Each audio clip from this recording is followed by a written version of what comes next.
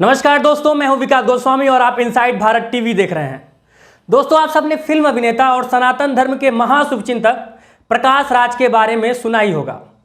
इन्होंने सनातन धर्म को लेकर फिर से अपने गोबर मुख से अपने हिसाब से अमृत वर्षा की है।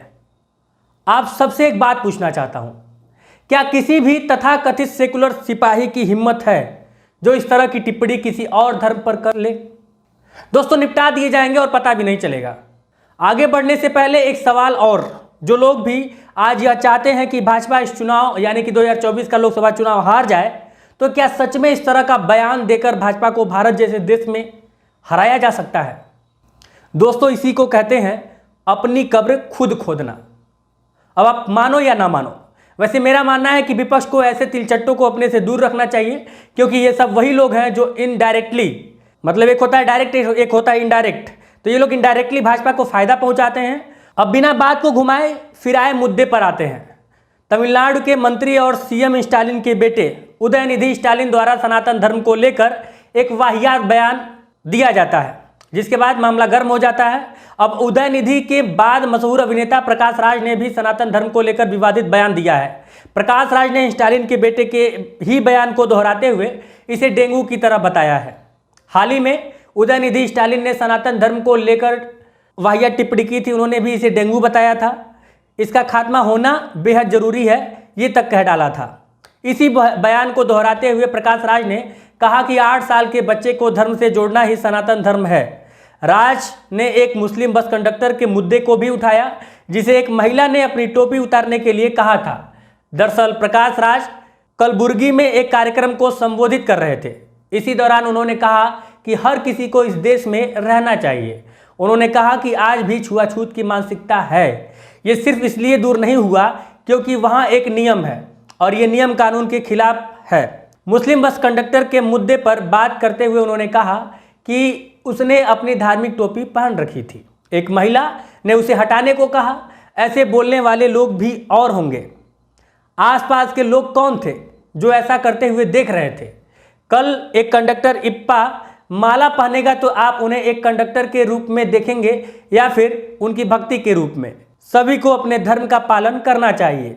इस देश में सभी को जीवित रहना चाहिए ना। प्रकाश राज ने आगे कहा कि धार्मिक जय श्री राम जुलूस में 18 साल के युवा चाकू और तलवार लेकर चल रहे थे।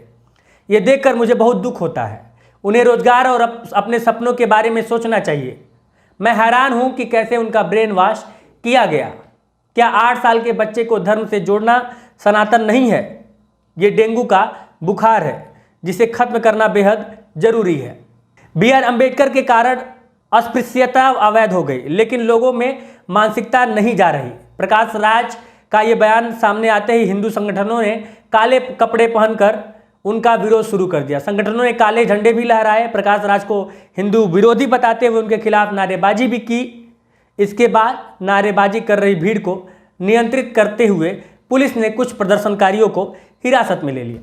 लेकिन अब आप सभी लोगों से कुछ सवाल ये कि जिस हिसाब से प्रकाश राज ने कोई भी जिस मुद्दे को वो संबोधित कर रहे थे, मुद्दा गलत नहीं था, लेकिन मुद्दे में सनातन को टारगेट करना, वाहियात बातें करना सनातन के खिलाफ, और ये बताना कि सनातनी जुलूस में लोग चाकू लेके घूमते हैं। शायद उन्होंने बाकी धर्मों के जुलूस को नहीं देखा है। धर्म के नाम पर कोई अगर वाहियात चीज़ें कर रहा है तो उसके खिलाफ हूँ। मैं धर्म के खिलाफ नहीं हूँ।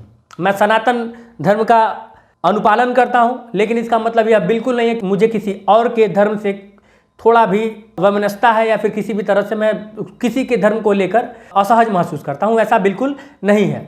मेरा धर्म सनातन है, मुझे इस पर गर्व है, लेकिन उसके साथ साथ मैं अन्य धर्म का भी सम्मान करता हूँ।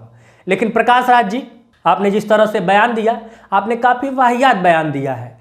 मुझे उम्मीद है कि इस तरह की बयानबाजी आपको आगे लेके नहीं जा सकती है। आप अच्छी मुद्दों को उठाइए, आप अच्छी चीज़ों को कहिए। आप जितने भी देश के बेसिक मुद्दे हैं, जैसे बेरोजगारी, महंगाई, भ्रष्टाचार, इन पे आप बात कीजिए। लेकिन धर्म से जोड़ेंगे तो फिर गलत है, क्योंकि एक धर्म की बात क्यों कर रहे हैं? लेकिन प्रकाश राज जी, आपकी ये बयानबाजी अगर किसी और धर्म के खिलाफ होती तो अब तक फतवा वगैरह निकल चुका होता। और आप शायद जब से सनातन धर्म को टारगेट कर रहे हैं, फिल्म इंडस्ट्री में नहीं रहते, फोटो में दिखते लेकिन वो फोटो फिल्म इंडस्ट्री का नहीं होता। जय हिंद।